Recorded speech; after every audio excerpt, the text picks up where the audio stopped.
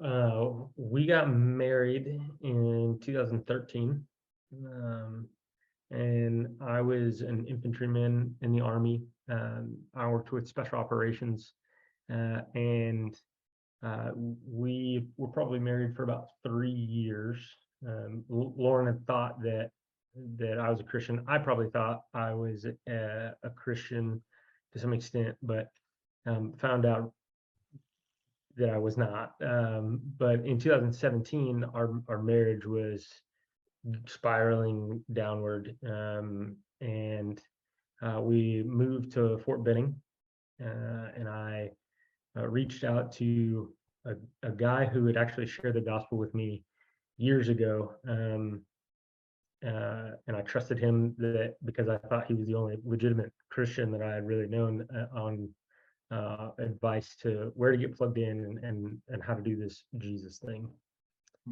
He introduced me to a guy named Randall Nowell, who led me to Christ via the Two Kingdoms illustration. And it was at that point in time when he was done sharing that illustration with me, he asked me which kingdom I was in, and I said it's probably in the middle or somewhere near the right side, but I wasn't in the kingdom of God. And he said very clearly, you misunderstood. You're either in one kingdom or the other, and if you haven't given Jesus all authority, then you're in the kingdom of darkness.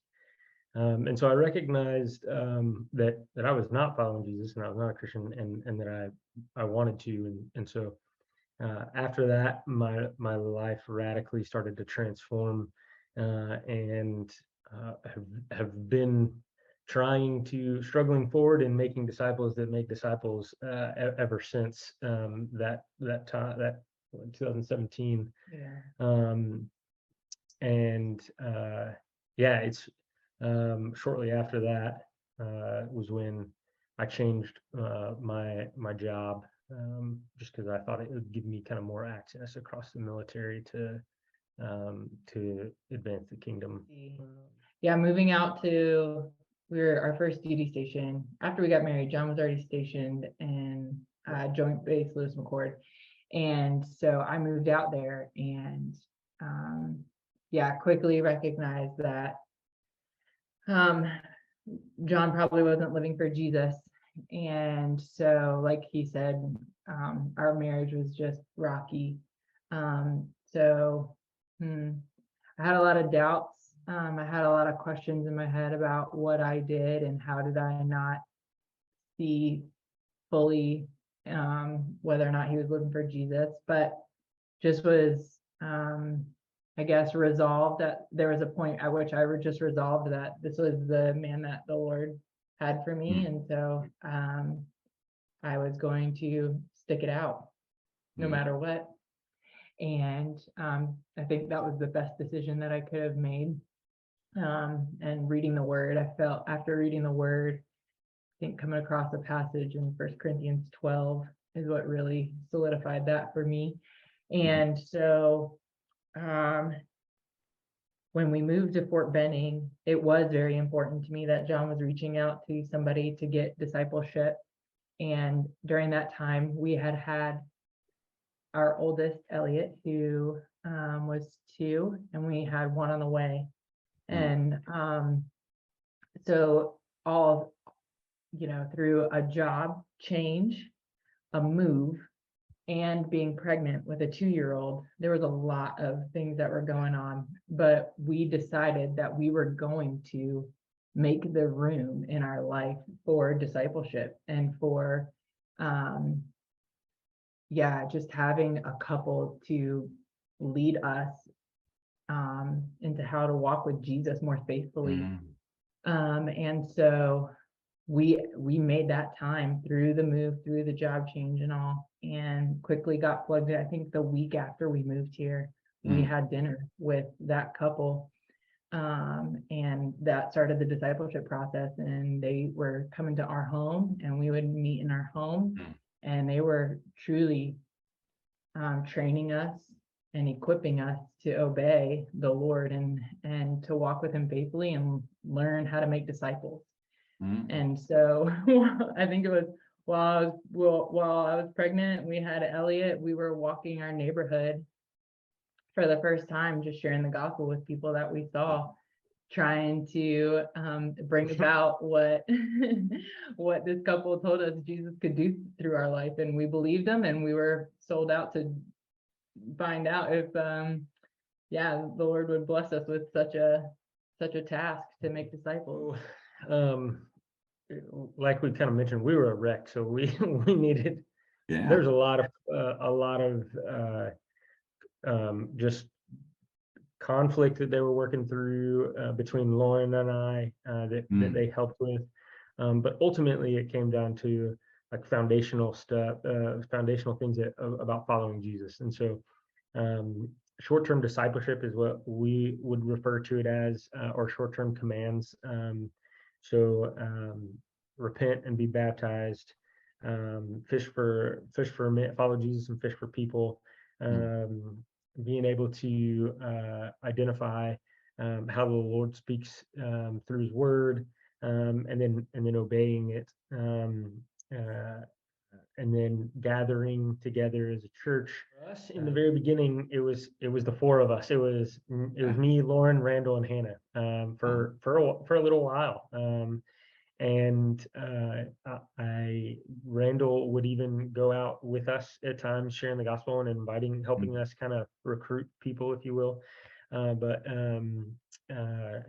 for a while, it was just the four of us gathering together and opening up the Bible and seeing, identifying what it is that Jesus says, and then ways that we can practically obey that.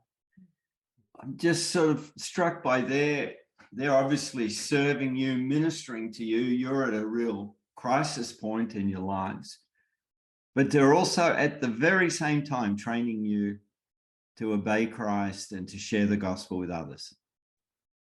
Absolutely. Yeah, they were. It wasn't what. Yeah. No, go ahead. What can I say about the familial type of love that they had for us? It was truly a labor of love, because when we look back, they were not only counseling us and helping us in our marriage and in raising our children, and working through some of the hardships that we had went through, but they were also equipping us at the same time. And I truly believe that yeah, it was the labor of love that they showed us in bringing us meals and all of that. I mean, you could just tell that they were dependable and just people that really loved us, and we just wanted to learn from them in return, because we could tell that they were just led to love. They just loved us really well in that hard season. We ended up with a few additional people that would gather with us and in our home for church, and then shortly after that, Randall and Hannah kind of stepped out. They launched overseas, and so Jim McKnight kind of took over for discipleship for me, and through that process, learned a lot of stuff. So Jim also deployed shortly after he kind of took over. So I'm still fairly, I would say, a baby believer still, trying to figure out things, and Jim's halfway across the world, and Randall's launching, and so we're doing the best we can, but it's I mean, I would argue, looking back, like, wow, that was a terrible that was a terrible job. But we're struggling to keep doing what we're doing, and people are voting with their feet. They're some people are coming in and some people are going out. So Lauren shared the gospel with this. At the time, he was a captain. He's since gotten out of the Army, but with his wife, I think at the park. At the pool. We went to a neighborhood pool, I believe it was, and she was just another mom with her children swimming in the pool. And I shared the gospel with her and told her about our gathering that we had in our home on Sunday morning. And she said she would be interested to come. And so we exchanged information and decided to keep in touch. And I think it was that next week that her and her husband with their daughter, they had one at the time, Mhm. was there. Yeah, and it was very clear from the beginning that he was the only reason he was there, and these are his words. The only reason he was there was because his wife wanted him to be. He was not following Jesus, openly admitted that, and they kept coming, and so we were faithful to keep meeting with him. And over the course of probably about 3 months, 3 to 4 months, he uh, the he's a very intelligent and logical individual, and so it took time for him to kind of digest some of he would start reading the word on his own, and then over time it was, hey, I want to give Jesus authority over my life. And this was really cool because this was really the first experience for us. I mean, lost to, and now, like, years later, he's moved to Tennessee, and he's laboring in Tennessee, out alone and unafraid, trying to struggling forward too. And so love them dearly. They're great friends, and we're in contact on a weekly basis with them. But they, to be able to watch that happen, the Lord has really, like, they're a huge encouragement for us. And there was a few other people that we had shared the gospel with, that had committed to being baptized or wanting to follow Jesus, but didn't continue to do so after a certain period of time. One of the benefits and drawbacks of being at Fort Benning is that you get a lot of students come through, whether they're airborne students or Ranger School students or something like that, and they're interested, and then either they go back to where their original duty station is, or it's just not what the accountability is not something that they wanted to continue.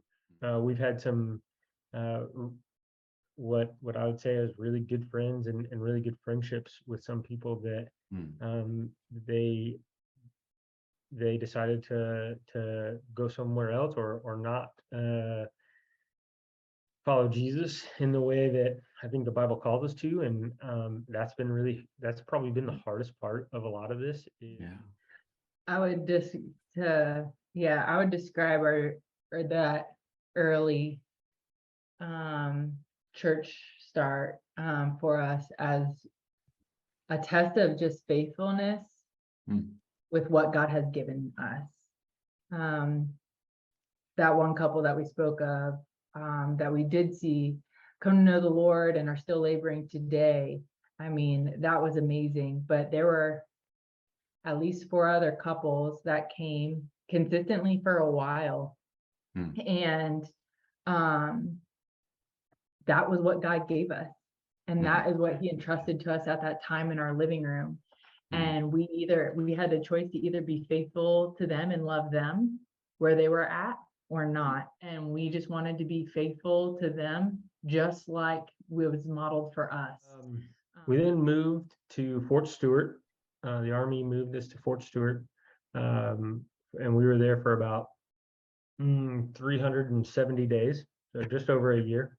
And that was a terrible experience. That was the first time we had kind of, again, apart from Randall, and then phone calls and things like that with Jim, there was, and to no one's fault, there was just a limited amount of discipleship that was occurring. And then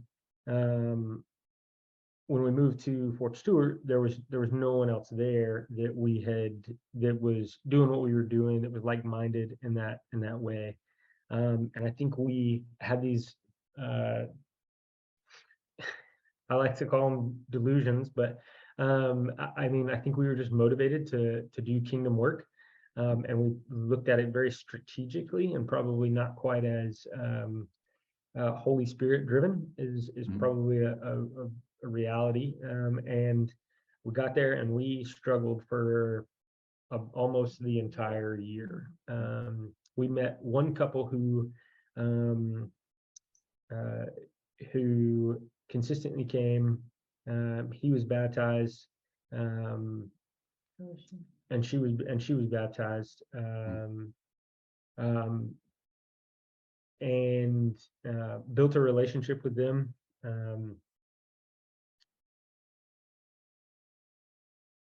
He is at Fort Bragg now. We're not in great contact with them. Not to, I think it's just been, they've had some difficult issues, and so, but that was really the only fruit that I would say. Well, no. So through that process, through that year of struggling forward, I think what the Lord was really teaching us through that was, I was struggling with some identity issues and who God says I am.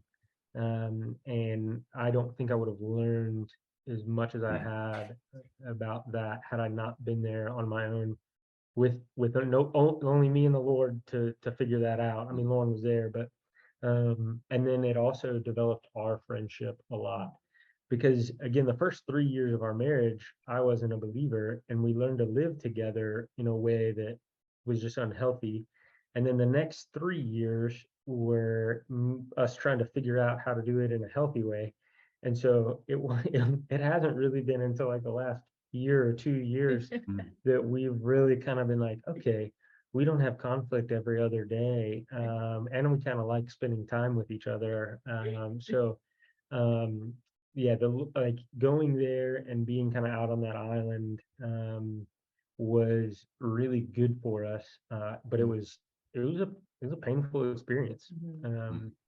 That looking back, I would say, like, hey, what we learned from it, I wouldn't trade for the world. But if there was another way God would want to teach that to me, then I would appreciate that as well. I'm sure there's a book you could buy or something and just shorten up all those hard lessons. Yeah. So what next? So then we came back here. We came back to Fort Benning, and got back into face-to-face discipleship and community. We did start meeting in an online church with Jim and some other people while we were at Stewart, but we came back to Benning and we were able to meet in person. And I think that's where some significant growth started to occur as well. Again, in continued faithfulness for what God had given us. And I think just for me, I'm a big community person. I think I think there's a lot of biblical evidence that talks about going out as twos or teams, and so when we came back here, and there was a few couples that were very like-minded, that we were able to learn from, we would bounce ideas off of, talk about things with each other. Hey, how do I work through this with this person? They were able to kind of bounce things off of us, and we were able to really grow from that. The other thing is both of the couples that were here shared giftings that were not really my giftings, and so it taught me a lot about how to be a little more of an apostolic leader, and so learned a lot from Jim and Tyler, and through that process, I think we were, again, having the experience that we had from the previous struggles. I would like to say it was something we did, but ultimately we recognize that a lot of things come from prayer, and really the Lord. And so I heard Emmanuel on I think on your most recent podcast, talk about how you can have a 8-step process on how to get a movement going, but at the end of the day, the Lord is really going to be the one who makes it work or doesn't work. And so We were blessed to be able to find some forceful people, and have been really faithful with them and love them really well. Yeah, one of the couples that is currently in our Sunday morning gathering, we decided on a Saturday to go and get donuts downtown. And so we just went downtown, and we're ending up standing in line at this new donut shop that had opened. And there was a couple standing behind us. And so I shared the gospel with her and her husband, actually.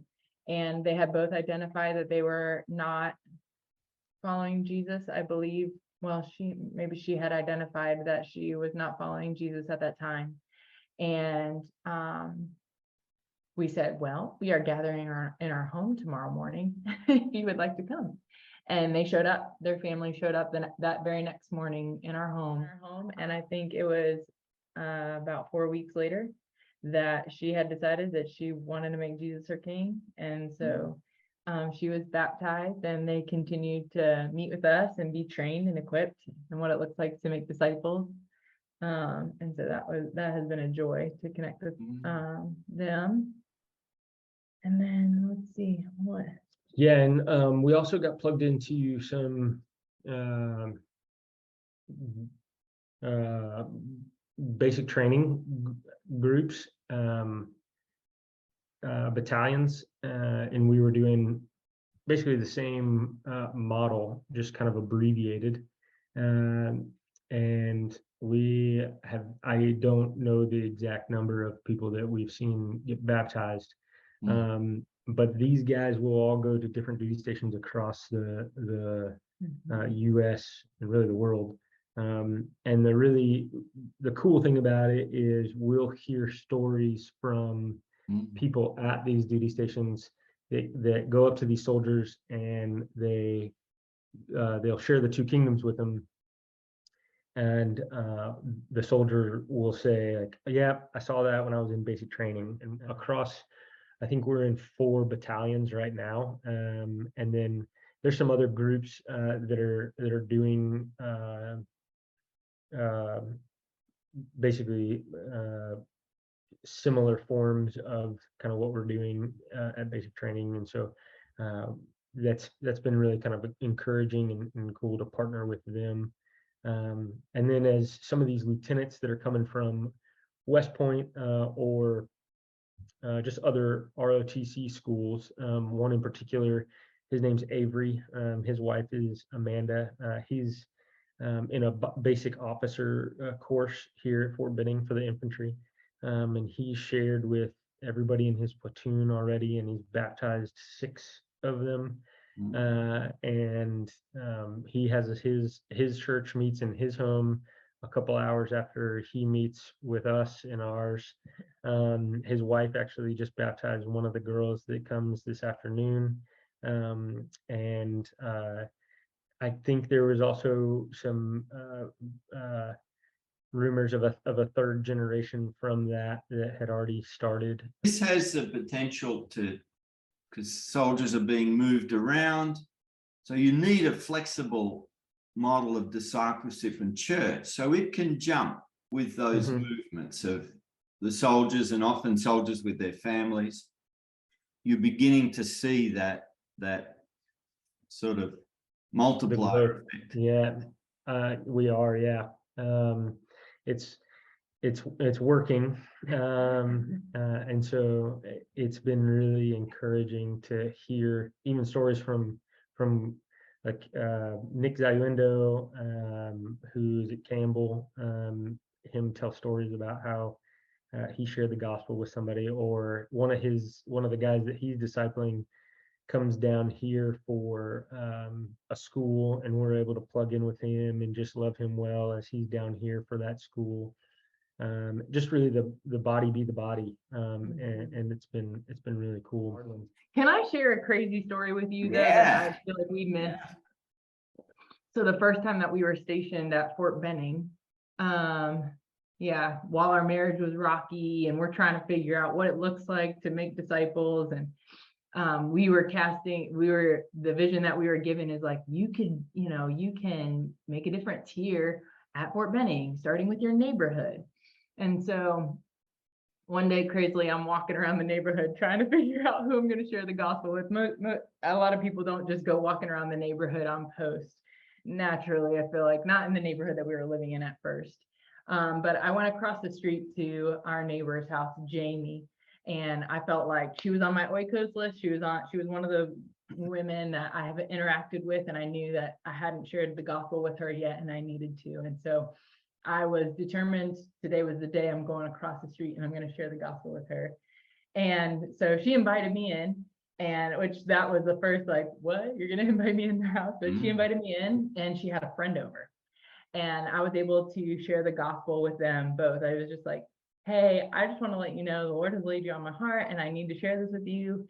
And I shared the gospel with them and asked them, both of them, if either of them have ever trusted Jesus to be their king. And one of the women had said no, and the other didn't. I don't recall her answer exactly, but I do remember her name, and her name was Emily.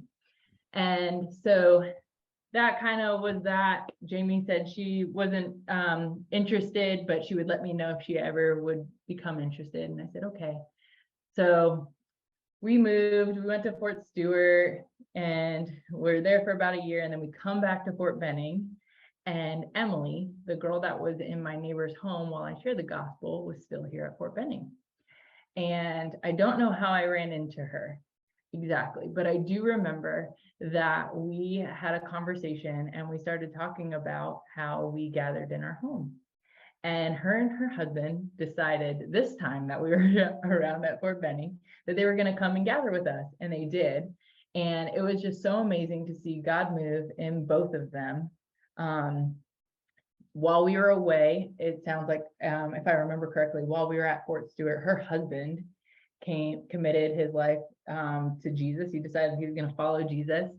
And shortly after that, while they were home, they went through a really hard time with their third child being born in the hospital. But through that, God moved in her heart, and she was baptized and decided to make Jesus her king. And they are now at Fort Campbell. And I think this past month, she has baptized 2 people, one of them being a mom who turned around and baptized her son. And it has just been so cool to see how God used a seed planted way back in 2017, and it is multiplying. Today we're hearing about how she's baptizing people and sharing the gospel faithfully at Fort Campbell with her husband. So typically, how is the gospel getting out? What are you noticing? Well, it kind of depends for us. The guys, especially the ones in the military, or the guys, if they have the job, I try to encourage and stress their relationship network, right? They're going to work every single day with these people. They're spending large amounts of time with these guys and gals that they work with. And so, hey, sharing the gospel with them should be a priority. But ultimately, anybody that hasn't proclaimed that Jesus is their Lord needs to hear the gospel. And so we use like 100-person list, and we say, if maybe you don't know 100 people, but write as many people down as you know. And then you can kind of go through and say, hey, I know I've shared the gospel with these people. I know I still need to share with these people. And so they saturate their oikos or their relationships, and then kind of encourage, but all the while still encouraging, hey, share the gospel as you go, right? But we've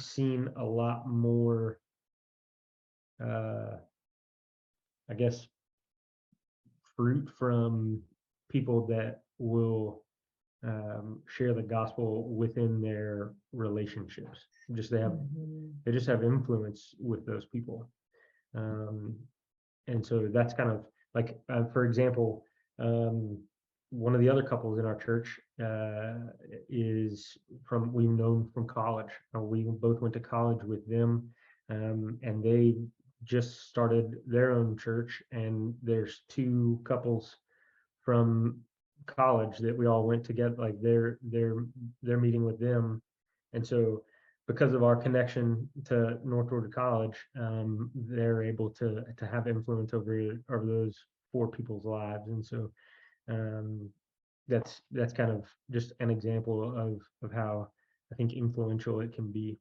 Yeah.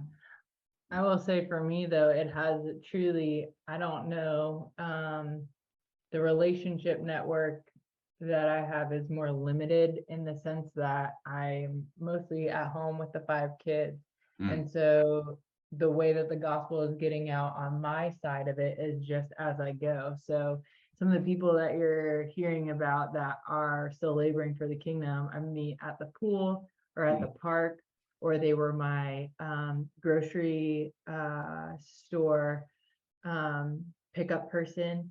They helped bag my groceries or something like that. And so as I'm standing there, I'm sharing the gospel as I go at the donut shop, stuff like that. So that's how we've seen, and how I've seen the gospel at least go forward in my everyday life, is just as I'm going, just sharing with the people that the Lord has put in front of me in those moments. So It was difficult to get a lot of these people going in this direction, and like get them to just commit to asking people to come to their house. It wasn't, I mean, some of them it was a year, and then all of a sudden, as soon as they started doing it, it was like boom, boom, boom, and like, hey, yeah. I don't know. But that I don't know whole what time you were modeling it. Oh You- yeah. They were part Oh, of yeah. the church that met in your home. You're encouraging them. You can start something too, even while you're here. Oh yeah. What brings me a lot of joy is seeing lost to labor, and the obedience that they start when they start identifying things from the word, when they start obeying those things, and when they start teaching other people those things, and it starts like as it multiplies, like that is encouraging to me. And honestly, like I don't know, I mean, if I've seen it a few times, and that would be enough for me to continue doing it for the rest of my life. If I even if there was somebody saying, I don't know if that'll ever happen again, I would say I'm going to keep trying because it's worth it. It's worth it because that's what Jesus called me to ultimately, but it's worth it because the Lord blesses me with a lot of joy when I get to see something like that. I think what I'm trusting God for is just to take care of it as we are faithful with what He has given us. I would love to see a movement come out of the small acts of obedience that John and I have, and I believe that He could do that wholeheartedly. I think that's what drives the little bits of the little moments of obedience, is knowing that God can take a little moment of obedience and multiply it beyond what we could ever imagine. And I don't know what that would look like. I don't know what that would look like, but what I do know is it'll just start with me being obedient and faithful with what He has given me and us. And I think that's what, without quantifying it, that's what I think I'm hoping, I pray for.